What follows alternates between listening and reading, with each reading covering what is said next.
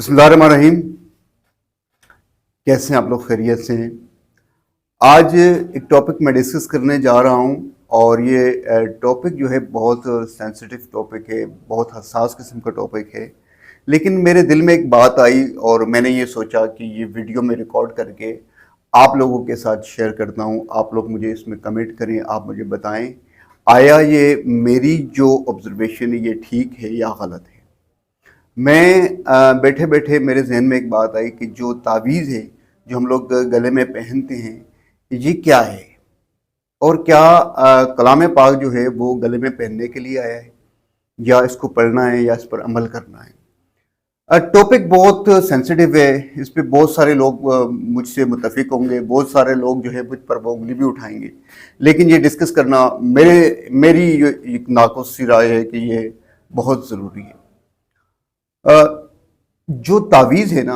यानी मैंने जहाँ तक पढ़ा है, जो मेरी लाइल्मी कहें या बहुत थोड़ा सा इल्म कहें या बहुत छोटा सा इल्म कहें,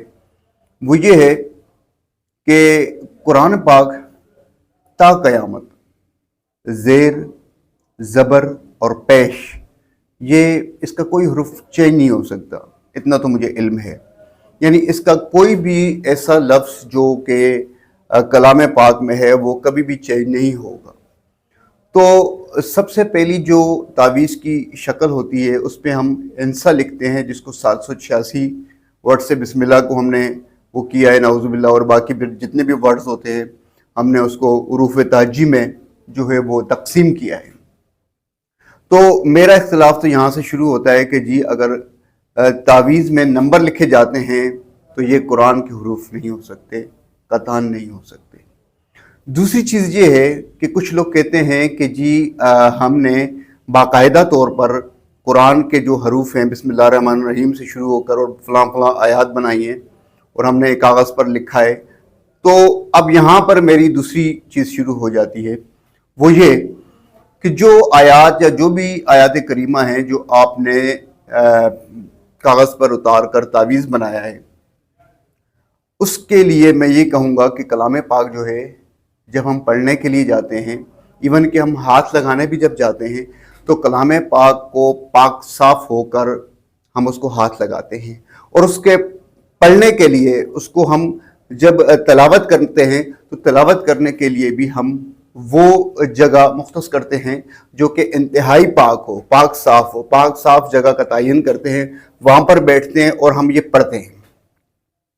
तो जब हम तावीज़ बनाकर कुरानी आयात को गले में लटका कर वॉशरूम जाएं, नाउज़ुबिल्लाह किसी भी गलत जगह पे जाते हैं, कोई भी गुफ्तगू करते हैं, इवन कि गालम गलोच तक इंसान से हो जाती है, इंसान तो ख़ताओं का पुतला है ना, तो गालम गलोच भी हो सकती है, तो तब भी वो आयत करीमा हमारे गले में होती है। तो मैं ये समझता हूँ कि ये भी चीज़ गलत है। अब हम जो तावीज़ है उसको, यानी जो तावीज़ बनाने के लिए जो पेपर होता है जिसको लिखा गया होता है, उसको बना के हम जाते किसके पास हैं? हम जाते हैं मोची के पास, मोची जो कि जूतों का काम करता है। फिर उस आया करीमा को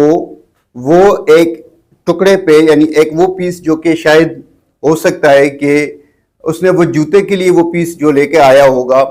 जो लेदर का पीस होगा, वो लेके उसमें वो रख के उसको वो सिलाई करता है, और जिस सुए से वो सीता है उसी से वो जूता सीता है, उसी से वो तावीज़ बनाता है। जो अड्डा होता है जिसके ऊपर वो, उसके पास एक इस तरह का एक औजार होता है जिस पे वो जूते को रखता है और उसी के ऊपर वो तावीज़ को भी रखता है। तावीज़ को रख के वो फिर उसको थोड़ी के साथ हल्का हल्का नोब करके उसके बाद उसको वो बनाता है और वो गले में डाला जाता है। मेरी राय के मुताबिक आयत करीमा को किसी ऐसी जगह पर रखना ठीक नहीं है। बहरहाल मैं सिर्फ ये कहूँगा कि मेरे जहन में एक बात ये आई थी, मेरा ये ख्याल था कि ये मैं आप लोगों से शेयर करूं, और इस पर आप मुझे कमेंट करें, मुझे बताएं क्या ये मेरी राय ठीक है, क्या कलाम पाक पढ़ने और अमल करने के लिए उतरा है या इसको तावीज़ बना के गले में डालना बेहतर है। इसके लिए मुझे लाजमी बताइएगा, मुझे दुआओं में याद रखिएगा। और मैं आखिर में फिर यही कहूँगा कि ये मेरा कोई हतमी फ़ैसला नहीं है, ना मैं कोई मौलवी हूँ, ना मैं कोई मुफ्ती हूँ, लेकिन मैं सिर्फ ये कहूँगा कि मेरी एक नाक़ुस सी राय